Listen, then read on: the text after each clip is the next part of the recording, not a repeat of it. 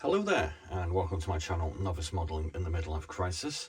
My name is Andy and today we've got a rather interesting vintage kit in front of us, which is a Veeday Models kit number 001 de Havilland 89 Rapide stroke Dominie. Now you may have noticed from the title of this, it is called "Is this the worst model kit ever?" ? I am not declaring that this is the worst model ever. I'm asking your opinion. I'm going to I've opened the box already. I'm going to show the parts to you, and then we're just going to have a general sort of chit chat about the kit itself and what we kind of think about it. Now, this is kind of a follow-on from a couple of videos I did back in March 2024, where I randomly, while collecting Spitfires, discovered my Ventura Mark 22 and happily posted a video online saying, "Is this the worst model kit ever?" And I was lambasted on the comment section saying, "Oh, you don't know what this is, it's a great model, blah blah blah blah blah." So I currently went out and bought a whole load more Ventura and Australian garage kits, as they are commonly referred to, and I now have a collection of about 20 Ventura, Tasman and Jay's model kits, and I'm currently in the process of offering up a kit to choose to build for Australia Day. So I kind of thought it would be kind of merry and jolly to revisit that initial sort of discovery of sort of vintage or odd or kits that are kind of generally described as short run kits. And I picked this one up off eBay a couple of months ago for £17, including the postage. We did another review, which is also online, which is our, who the hell is this by? Unicraft Sauvage Payen SJ240, where we described this as the worst model kit ever, and strangely enough, not that many people disagreed with me. So obviously we kind of thought we were onto something, and we went and bought a few other interesting, odd, short run and kind of weird kits, largely based on recommendations by some viewers. So we'll bring those in later on in the video, and we can have just a quick look at the boxes for those. But back to what we're doing today, which is the Veeday models. Now this actually comes with some rather interesting documentation, which is really long, and I'm kind of going to read a lot of it out, I think, because it's just so interesting as to the history of where short run kits were or sort of originated from in the 1970s. But first off, let's have a look at these parts. So as we can see, the fuselage is kind of weird. It's clear plastic. I've never seen anything like that before, and in the instructions it does say that they've done it this way to save you the hassle of sticking all of the glazed parts in. I don't know, I kind of think it's more of a hassle to try and paint them in place, but this was the decision that they made when they did this, and this is kit number 001, so this is the first kit that they actually produced. And I don't know, what do you think? It's kind of weird. The panel lines that are there are raised, obviously, and when we try to put this two sections of the fuselage together, well, as we can see by the tailplane, whether this is some bending that's happened during the 50 odd years since this kit was possibly produced, I'm not exactly sure, but it seems to go together kind of reasonably well. So I don't really have that much to complain about apart from this, which that's going to take some glue and a peg or something, and maybe these glazed parts, but I mean, maybe that would turn out to be a genius idea. I don't know. Has anyone ever built one of these things? Yeah, I bet there's not that many. So the rest of the parts, a lot of them come off sprue, and as we can see, there's quite a lot of excess flash here. Again, the panel lines on these are raised, but they're all there. Are they raised? I think they're kind of indented, to be honest with you. It's difficult to tell. These ones are raised. They kind of feel indented, so maybe there's a mixture of both. But it looks kind of good. I mean, apart from this big chunk here and all this flash.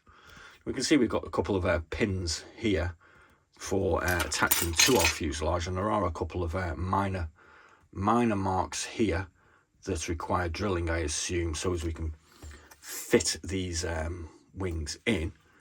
But I mean, that kind of seems well thought out and great. Yeah, you know, that's kind of okay, I suppose. We have, these are the lower wing sections. As we can see, we've got the engine nacelles here. Again, we've got flashing issues, but I mean, these are short run kits, so kind of what you expect. And we have some pinpoints here where we're going to be attaching the struts on the wings.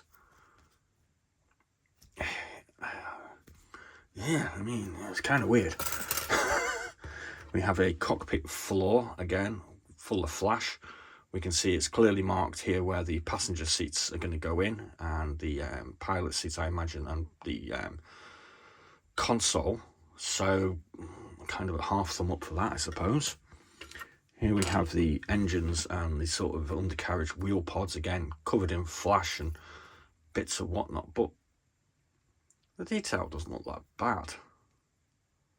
You can see the wheels are in place already. They've got a nice shape to them. So I'm kind of thinking that when we trim all the excess off, that probably won't look too bad, I wouldn't have thought. I think this is the cockpit floor, maybe. I'm not exactly certain. The instructions are kind of vague as to what some of these parts are. And I think this is the bulkhead behind the pilot into the passenger area. We've got two of these bits of tail. Again, you can see detail on them, so that looks great. This is the rear tail wheel and our cockpit instrument panel. Got an attempt at some console display things on there. So, you know, for a 1970s made in the garage sort of situation, that's all right with me. And we have 6 passenger seats that need a hell of a lot of attention. A pilot seat, which has got a big chunk missing out of it. That's one of the propellers. We have another propeller here, and these are going to be the struts for the wings, which are kind of look a little bit chunky, but we can probably file a bit of those off. We also get a set of kind of basic looking decals. Who knows what they're going to be like after 50 years in a box. Yeah, so there we go. Let's have a look at the box itself. Very, very 70s. You know, you can see where the glue has been pasted on, and this bit of paper has just been stuck on randomly in not particularly, you know, professional fashion, but it's kind of interesting. So anyway, I don't know whether people are going to want to stick with me for this, but it's kind of worth it to stick through or skip through if you're not interested in what they have to say about their wonderful kit, because we've got a load of kind of interesting dog kits as well to have a look at later on. So anyway, Veeday models, P.O. Box, Wilverscombe, Taunton, Somerset. This is why we've got Thatcher's Rascal Somerset cider, or Somerset as they say. I need to have a quick swig of that because I'm getting a bit dry in the throat. I picked the Rascal out because I'm a bit of a rascal. So first flown in 1934, the Rapide was a direct successor to the DH84 Dragon, though it probably owed more in its design to the highly successful 4-engine DH86. In appearance, the Rapide was basically a scaled-down 2 version of this very beautiful airliner, something I don't have, which had originally been designed to meet Australian requirements. In longevity, the Rapide can fairly be described as a worthy competitor for the Dakota. Several Rapides are still flying today, and in the 44 years since its conception, it has played a variety of roles, including passenger, mail plane, RAF flying classroom, ambulance plane, AA spotter plane, etc. Some were even fitted with armament and used in the Spanish Civil War. Our kit features the ambulance version, powered by 2 Gypsy 6 engines. However, with little research, it can easily be converted to any of half a dozen different versions. We would recommend any modeler contemplating a conversion to obtain a copy of Profile Publication number 144. In this, he will find colour schemes for RAF Navigation Trainer, a Swiss airliner, an Automobile Association spotter plane, what the hell, and a Red Devils parachute plane in Rothman's livery. A somewhat rarer publication is the August 1957 issue of Aero Modeler, which contains very detailed instructions for making a 1/48 scale model. Blah, blah, blah, blah, blah, blah. And as we can see here, we've got the price. DH89 Rapide Dominie, £1.75 plus 25 pence postage and packing. That sounds expensive for the 70s, but cheap. by modern comparisons. They also at this time offered a Yak 15 for £1.50 plus 25p P&P. December releases, prices to be announced, a Fokker D8 Heinkel HE112. Let's skip over here. We have a rather detailed assembly instructions, which I'm going to be honest with you, I'm just going to bypass this bit because it's just a written explanation of how to build it. It's kind of cute, but it's kind of got a load of spelling mistakes like this awkward, and yeah. Obviously, they didn't have any Tipex at the time, or they couldn't be bothered retyping this out. So we'll skip the assembly instructions, but I'm going to go on to this and an introduction and welcome, because this is just so interesting for what they were doing in the 1970s and what other people were trying to do in the 1970s. So here we go. With our first two kits, the DH89A Rapide Dominie and Yak 15, we are launching an entirely new concept in plastic injection moulding kits. Up to now, injection moulding has been limited to manufacturers who could spend tens of thousands of pounds on the actual moulds. By using special short-run moulds with a very limited lifespan, we have reduced this to hundreds of pounds per mould instead. This has opened up a whole new field of rarer types of aircraft that the larger manufacturers would not normally find financially viable to produce. Naturally, the method has its limitations. We cannot hope to reproduce as fine detail as more expensive moulds allow. We are limited as to what size models we can attempt, the Rapide in fact stretching our mould capacity to its outmost.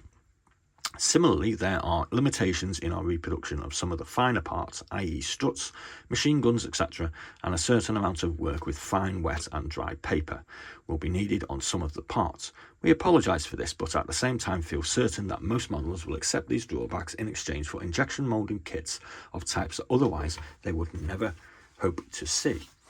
With time, experience and extra finances, we hope to obtain more sophisticated machinery and gradually overcome many of these difficulties. So far, the moment we are about in this position that vacuform kits were in some 5 or 6 years ago, and hope most modelers will show us the patience and encouragement that has enabled the vacuform manufacturers to reach the good standards some of them have now achieved.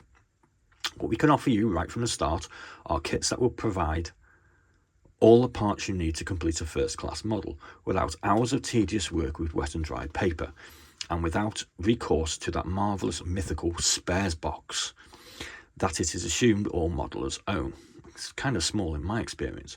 We know from our bitter experience that what in fact usually happens is that you have to spend quite substantial sums buying various injection moulding kits in order to cannibalise them for spare parts.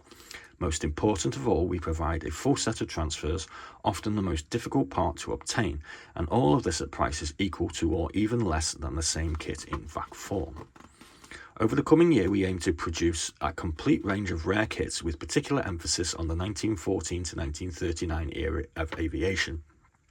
We are always grateful for suggestions and comments, but would ask you to bear 2 points in mind. Firstly, we are only a 2-man, or to be strictly accurate, 1-man and 1-woman firm. Apart from transfers and the kit box, we produce every item in the kit ourselves, even printing our own plans, etc., and this keeps us pretty busy. So unless you have a specific query, or heaven forbid a complaint, please do not expect a personal letter in reply. We can assure you all suggestions will be carefully noted, and if any type is enough in any type is enough in demand, we will try to reproduce it. However, we do have two limitations. Our moulds only have a lifespan of around 1,000 kits. At the same time, the minimum number of sheets of transfers that we can order is also 1,000. So before we can embark on a new type, we must know that we can sell around 1,000 kits of it. Much as we would like to produce, say, a Henry Farman HF20, the harsh reality is that we would probably be left with about 950 of them on our shelves. Go on, prove us wrong. Prove us wrong. There we go. We will be delighted. Get the Tipex out. So don't expect us to compete with Airfix or Matchbox for detail or produce something so obscure we're only going to sell a dozen of them. For our part, we'll do our best to produce some interesting types, parts the average modeler can work with, decent working drawings and a full set of transfers. And there's our set of working drawings there with the paint scheme on it. And that's how it should obviously look when it's finished. Now, there's actually another sheet in this, if you want to bear with me. This is an apology for the dreadful delay in sending you this kit. We've heard of teething problems, but what we've been through has been ridiculous. So far, we've been hit by pretty well every gremlin going. For a start, we completely underestimated the demand for types of plane we are producing. Lulled into a false sense of security by Vrakform boys lament that interest in specialised types was very limited. We only had a couple of hundred kits ready when our adverts first appeared. Before we had a chance to gauge public response, we received a very large, to us, export order which depleted most of our stock. Then the orders started to roll in, closely followed by one of our main molds breaking up. We made a new one and ordered more plastic granules to try to cope with what has by then been a flood of orders. The plastic manufacturers did their bit by sending the wrong type of plastic. Meanwhile, on the home front, our injection moulding heater Contro has decided to go into early retirement. You think British Leyland has problems with spares? I mean, that's just so 70s. Try getting a new, space missing, heating Contro unit. In the meantime, of course, our second advertisement, placed some months before, had appeared, and a further demand for our other kits. Mother Nature now joined in, the first fall of snow cutting us off from the rest of the world for 3 days. We live in deepest Somerset. The second fall coincided with a dose of flu, spelt F-L-U-E, maybe that's the 70s where you did it, and brought in a 24-hour electricity cut. By now, or now, we were beginning to wonder if someone up there didn't like Rapides and Yak 15s. At the moment, we are trying to get petrol to make a 400-mile round trip for more plastic, as the manufacturers say they may be unable to deliver for some time. I mean, the amount of excuses going on here is just awesome. Though through all of this, we have been helped, encouraged, and almost overwhelmed by your kindness, encouragement, and understanding. One chap wrote a plaintive letter asking when we might please have his Rapide. We wrote and explained our problems. Back came an order for 2 more just to encourage us. That day we did an 18-hour day instead of our normal 16 hours. That's definitely not British Leyland. And in sheer humbleness, of course, we have had about 3% of our customers showing the rather nastier side of human nature, including one gentleman who wrote to every magazine we advertised in before contacting us to complain because he had waited over 7 days for his order. Good God!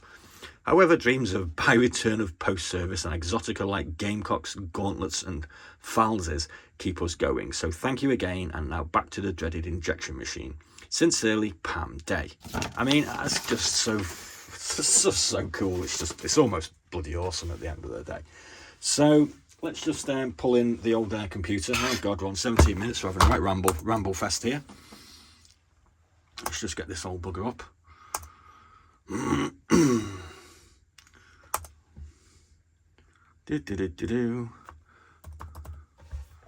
Rupert the Bear, that's the name of this computer. Okay, so if you go onto eBay, oops, oh God, where's that gone?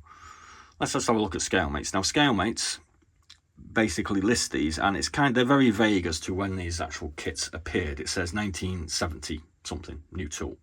Now, as we can see, we also had a Curtis JN4 Jenny, produced by Veeday.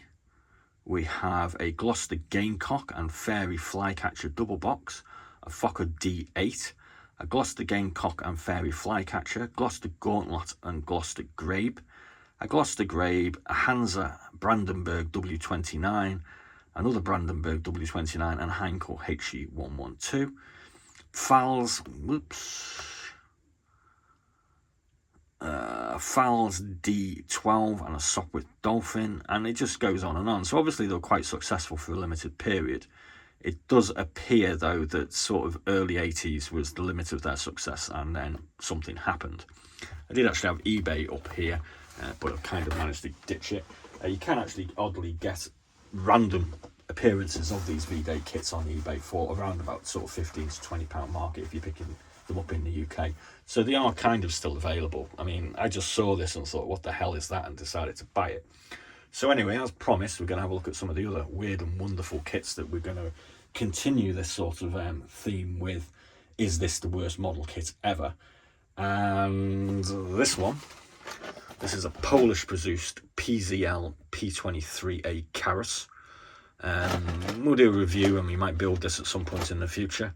I might do one of these, sort of a review of these maybe once a month or something, depending on how well they go. Lindbergh is a kit manufacturer that is kind of beloved in the USA and kind of dreaded everywhere else.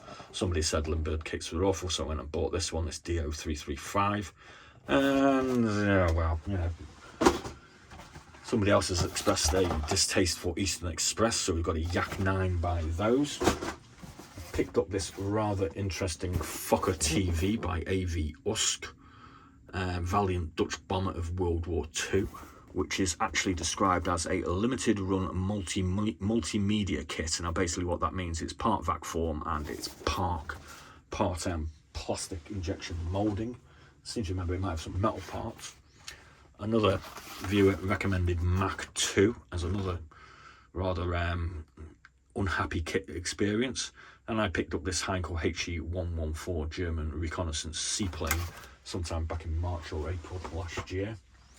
We went through a stage of picking up Fairy Fulmars, because I believe Fairy Fulmars were kind of hard to get hold of in the 70s and 80s, and we've got this Merlin models, again recommended by another viewer. We also have a Pegasus bagged Fairy Fulmar, that's that one there. And yes, we've got some rare plain vac form Fairy Fulmar as well. Yeah, that looks, yeah, oh, Jesus, I'll just put that in the recycling bin, I reckon. We've also got some interesting vintage kits that are hard to find and probably not to be sort of, you know, sort of scoured at so much. This Triang Fokker D21 is one that I picked up. This is the 1950s kit. It's basically, it's a frog kit, I think. We've already built this Hawk Spitfire Mark 22, and again these are beloved in the US as sort of 1960s kits, but when you put them together against something today, they really don't stand up very well. And I'm sure a lot of people are aware of this sort of PM plastic models from Turkey, but it's kind of interesting how you buy things and they kind of make you want to get into other things. I mean, this Turkish Spitfire with a Turkish FW190 behind it sort of started off my fascination and interest in the smaller World War II era nations. So I kind of hope you enjoyed that.